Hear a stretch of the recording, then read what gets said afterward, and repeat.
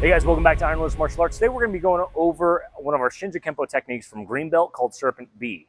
Now this is a variation off Serpent A, which if you remember has an inward block to an outward block that's actually going to be a chin strike. So I've got a straight right punch, I'm moving off that center line and I'm going to strike through. If he tucks his chin like a good boy, he's going to take this straight to the orbital.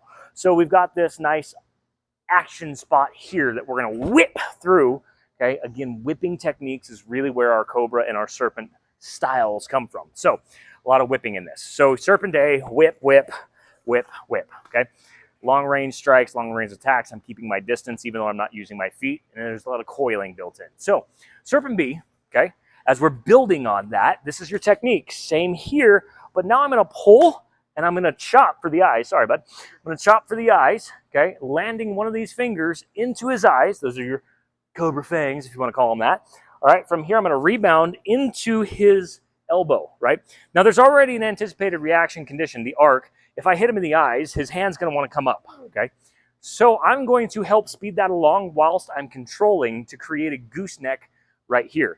As I speed this along, I'm just taking my thumb, driving it here so I can turn and grip right here. So we've got our kind of a Cobra coil over the top. So I think some people call this a butterfly, where you're just over the top of this and creating a nice gooseneck right here. Thumbs are in that pocket, okay? From here, we're gonna go ahead, and as I C-step, I'm circling under, pulling his hand. Check this out, turn, okay?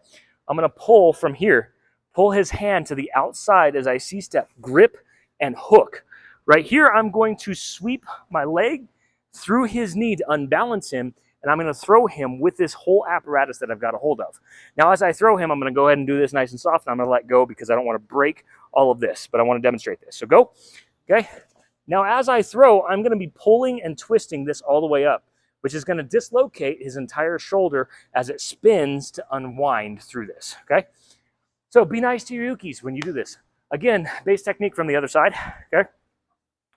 We're here, eyes, pull. Rebounding, okay? Here, hook, turn. As I C-step, I'm pulling through here. I'm going to collapse his back shin. I'm taking this, I'm exaggerating it. I'm going to take this as quickly as I can, pull it up and under so I have it on the outside of his shoulder. Collapse, boom, throw, and pull as he's falling, okay? Breaking everything that's in here. Now, let's talk about our principles of motion, okay? Obviously, economy of motion is always one of our first things, but also center line. We always forget that center line is a principle of motion, okay? It's not just your static stance, center line, it's the concept. But I have to move off the center line so I have the tactical advantage. What this looks like from the other side here is center line is here, I need to move here, out of the way of the punch. Similar to like a boxer slip, okay? Going for that liver shot. It's the same principle moving off that center line so I can hook through. I'm gonna do a parry here. Now this parry, I'm pulling down to create the opening to sweep through his lower mandible, his chin, okay? If I don't sweep through here, I can still crush his orbital. So when I hit this, that's okay, right? But I want to sweep this so I can get more here. Now I've got, what do we call this? Contouring. Now I'm going to do contacted. It's really kind of a hybrid because I'm starting here, okay? From here, right?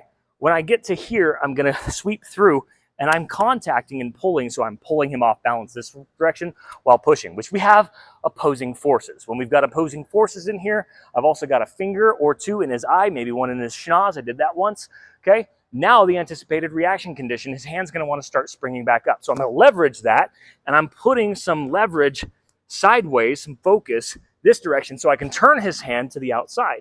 As I'm turning it to the outside, I now have my Cobra coil right here on top. I'm going to turn as I C-step through, contacted contouring. I don't want to leave this way out here to where it can get tripped up. I'm going to slide, and I could even get a growing smash on the way through. That could be fun, right? So I'm going to go under, contacting around his back as I grab and reset my coil on the other side. That's all simultaneous action with this right here as I unbalance him and yank upwards. Yes?